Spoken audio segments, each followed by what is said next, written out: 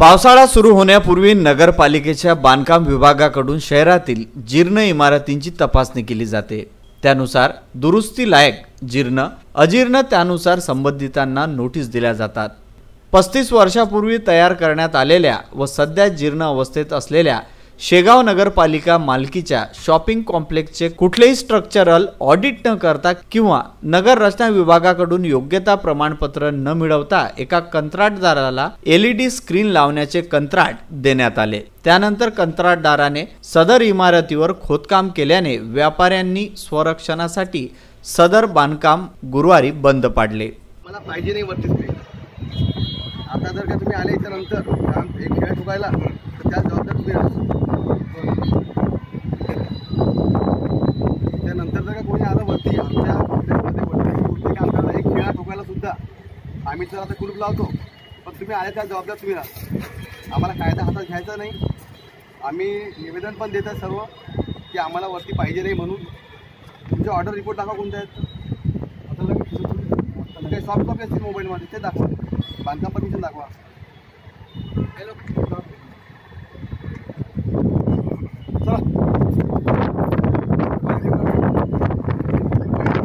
तसेच ज्या इमारती धोकादायक आहेत त्या इमारतीत राहणाऱ्यांना इमारती रिकामी करून पाडण्याचे आदेशही दिले जातात, परंतु शेगाव नगरपालिकेकडून अशी कारवाई आजपर्यंत झालेली नाही। त्यामुळे शहरात शिकस्त इमारतीच्या संख्येत वाढ झाली आहे।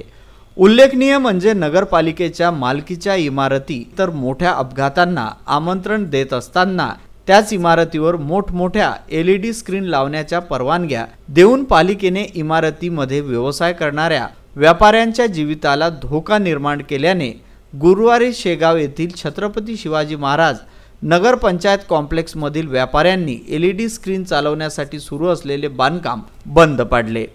यावेळी व्हिसेन न्यूजशी बोलताना व्यापाऱ्यांनी आपली व्यथा मांडली।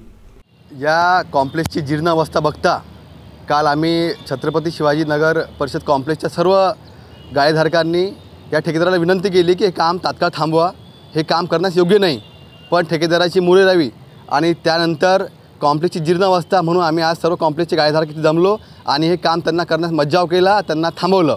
यानंतरसुद्धा जर का आमच्या मर्जीविरोधात आणि कॉम्प्लेक्सची हालत बघता जर हे काम त्यांनी केलं तर आम्ही लोकशाहीच्या मार्गाने आंदोलन करू।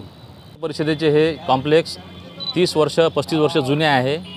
या कॉम्प्लेक्सवर आज रोजी बांधकाम कंडिशन इतकी खराब झालेली आहे, स्लॅब जीर्ण झालेला आहे, कॉलम जीर्ण झालेले आहेत, तरीसुद्धा नगर परिषद या ठिकाणी एका बाहेरगावील ठेकेदाराला हाताशी घेऊन वर स्क्रीन उभं करण्याचं काम करत आहेत। ते आमच्या कॉम्प्लेक्सच्यासाठी धोकादायक आहे। उद्या चालून जर आमच्या जीविताची व मालमत्तेची जर हानी झाली तर यास जबाबदार कोण राहील हे नगर परिषदेने आम्हाला सांगावं। ब्युरो रिपोर्ट व्हिसेन न्यूज।